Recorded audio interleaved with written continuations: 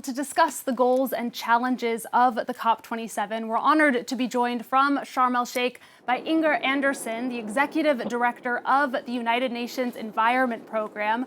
Good morning, and thank you so much for taking the time to join us here on France 24. Can you just start us off by telling us how you would describe the stakes of this year's summit?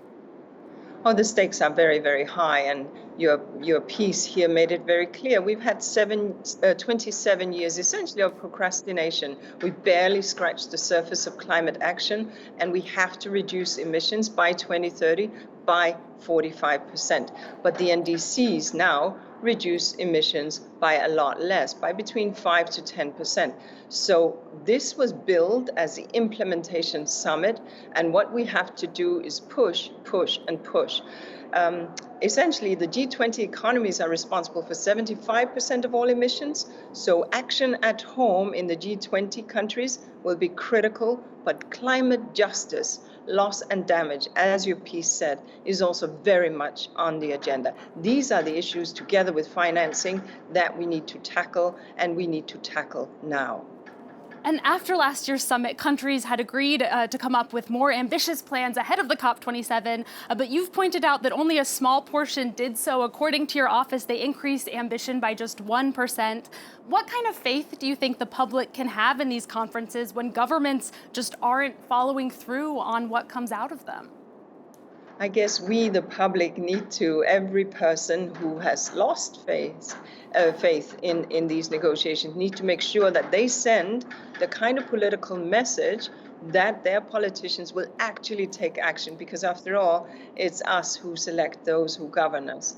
It is critical that we get much more ambitious. Yes, I understand the pandemic and certainly the war in Ukraine, but these issues around climate is not something we can kick down the road. Right now, we are at 1.1 degrees centigrade increase, and we're already seeing fires and storms and heat waves and inundations.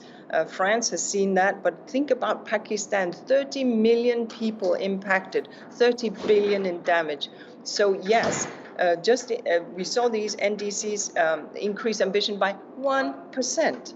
That's not good enough. And so we have to push much, much harder, because the bill for not taking action will just go up in terms of catastrophes, in terms of storms, floods, poverty, migration, and so on. This is not going to go away, and no country is a fortress. We are all on this canoe together. And I do want to talk about that issue of loss and damage payments on the agenda for the very first time since these talks began almost 3 decades ago. How big of a victory is that? And do you think those talks could actually lead to anything, given the resistance that we do see from wealthier countries?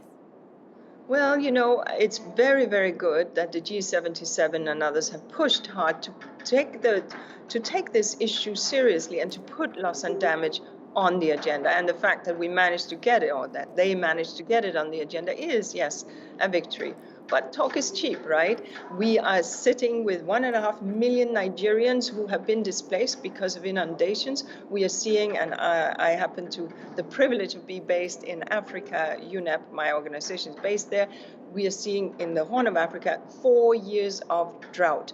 Now, so the reality is that the richer countries cannot turn their back on this, in part for just ethical reasons, but also because we are all connected.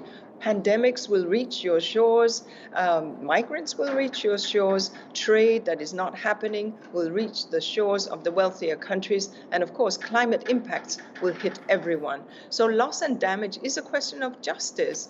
These countries have contributed nothing to the CO2 emissions that are causing our climate impact, and yet are taking the hardest hit.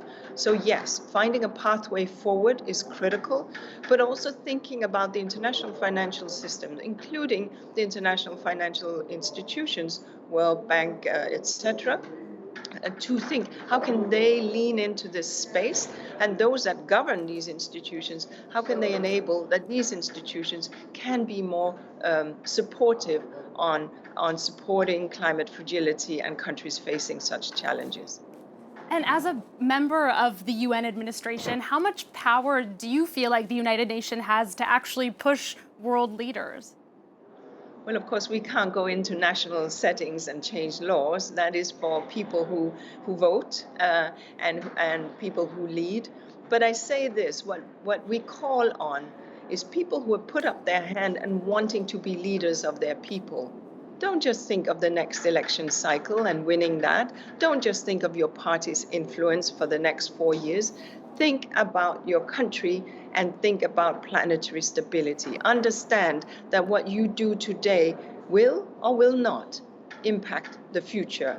And understand that you have a historic responsibility to deliver something, maybe not for your electoral cycle, but for the longer term. Educate yourself, help the electorate understand, because what is critical is that these countries take the lead. The United Nations is the only platform that can deliver a multilateral solution, and there is no national solution to this. The United Nations is the platform where people come together and try to push. And our job at my organization, the United Nations Environment Programme, is to hold up the science to the world and say these are the projections, and this is not a future that we can afford to entertain. And the COP often faces criticism over its corporate sponsors, especially this year when one of those sponsors is Coca-Cola, which is one of the world's biggest plastic polluters. What's your view on the participation of those large corporations? Well, of course. I mean, each COP has had different sponsorship, and this is what we are seeing also here today. What is very, very clear is that plastic pollution is a critical issue and one that we have to tackle and tackle together. That is why the last United Nations Environment Assembly agreed that we shall negotiate another treaty, another convention, another agreement, is still to be named, that will combat and end plastic pollution. The truth is that much of what we buy today come in packages that are made of plastic, and we need to rethink. We need to rethink. In the past, we use what we put in our washing machines came in powder form. Now we liquefy it and buy it in plastic. Why? In the past, a bar of soap came in bar form. Now we want liquid. Are we so lazy? So all that plastic that we are bringing into the environment is something that we need to rethink, including bottles. We need to see 100% circularity in our economy of plastic, and that is the only future. We also need to reduce and refuse. But we also need to understand that plastic is a necessary material for shipping things around the world. So that's sort of where we are heading from the United Nations to. We have to end plastic pollution. It's clogging up our seaways, our marine, our waterways, and polluting ourselves and these other species on this good planet. And I saw that you met with the Environment Minister of Qatar on Sunday. They're about to host the World Cup in open, air-conditioned stadiums. I imagine that it's diplomatically complicated for you, but is that an issue that you were able to bring up? Well, I had the privilege and the pleasure of meeting with the minister from Qatar. They are leaning in on a number of areas that are very interesting. In particular, because the truth is that we're talking about a very, very hot country where any gathering will invariably need significant air conditioning. It's very interesting that they have invested in an 800 megawatt, the largest so far PV solar plant in the world. It was inaugurated just last week.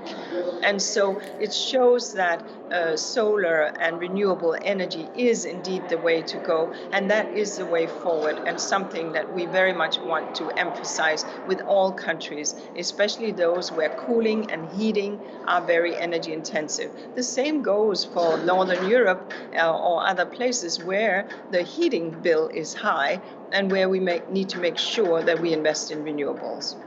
All right, Inger Andersen, I'm afraid we're going to have to leave it there, but thank you so much for taking the time out of your day at the COP27 to speak to us.